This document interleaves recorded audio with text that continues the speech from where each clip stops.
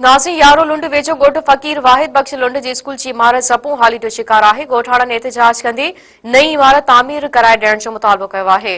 उन हवाले सां वधीक तफ़सील ॾिसो था यारो लुंड खां मेरान जी रिपोर्टर मक़सूद अहमद गबोल जी हीअ रिपोर्ट। जी बिल्कुल इन वक्त मौजूद आया ॻोठ वाहिद बख़्श फ़कीर लुंड में जेको मेन प्राइमरी स्कूल गुज़र केतिरनि सालनि खां वठी ज़िबू हाल जो शिकार, उन सां गॾु न वॉशरूम न चौदीवारी।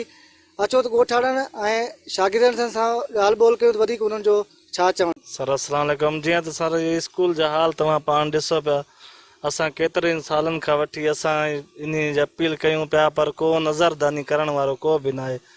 DC आहे या जेको बि आहे ऑफिसर ईअं अचनि पिया, ॾिसनि पिया, हाल स्कूल जो ईअं लॻो पियो आहे।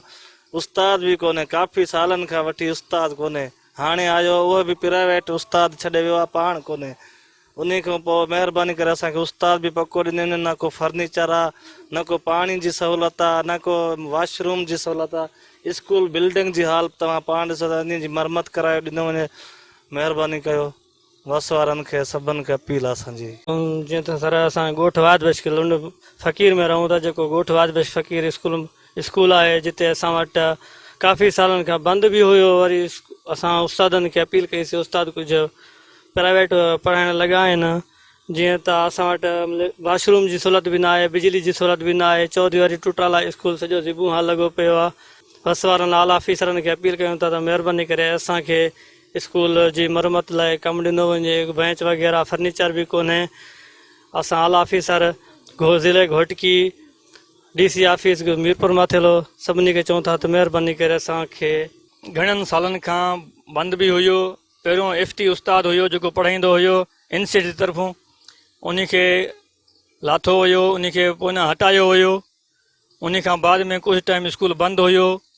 उन खां बाद में हिकिड़ो उस्ताद आयो 2022 में, जेको 2022 खां पोइ विच में उस्ताद ईंदो कोन हुयो, लेकिन हाणे उस्ताद कुझु अचणु शुरू थियो आहे। ऐं ॿियो उस्ताद बि हाणे 1 तारीख़ जॉइनिंग थी आहे, लेकिन उहो उस्ताद अचे नथो, जेको जंहिंजो नालो नजफ़ अली आहे। ऐं वरियाम उनर जे स्कूल खां ट्रांसफ़र थी आयो आहे ॻोठ वाद बश फ़कीर स्कूल में, जेको हिन महिल ताईं आयो न आहे। ऐं उन खां पोइ जेका बिल्डिंग आहे, बिल्डिंग बि ख़तमु लॻी पई आहे, ज़बून हाल लॻी पई आहे। किरण जो ख़तरो आहे, पाण तव्हां ॾिसी सघो था। हे चौदीवारी आहे, ख़तमु लॻी पई आहे, वॉशरूम ख़तमु लॻा पिया आहिनि, ऐं फर्नीचर वग़ैरह आहे कोन। ॿार हेठि वेही तालीम पिराए रहिया आहिनि। महिरबानी करे फर्नीचर ॾिनो वञे ऐं स्कूल जो जेको सिस्टम आहे उहो बहाल कयो वञे। बिजली वग़ैरह कोन्हे, पाणी जो सिस्टम कोन्हे, चौदीवारी न आहे। असां वटि जेको आहे त स्कूल जी बिल्डिंग बि न आहिनि, असां वटि कुर्सियूं बि न आहिनि, असां वटि उस्ताद बि मौजूदु आहिनि, असां वटि पखो बि न आहे, असां वटि जेको आहे बिजली बि मौजूदु न आहे। असांखे महिरबानी करे इहो खपनि।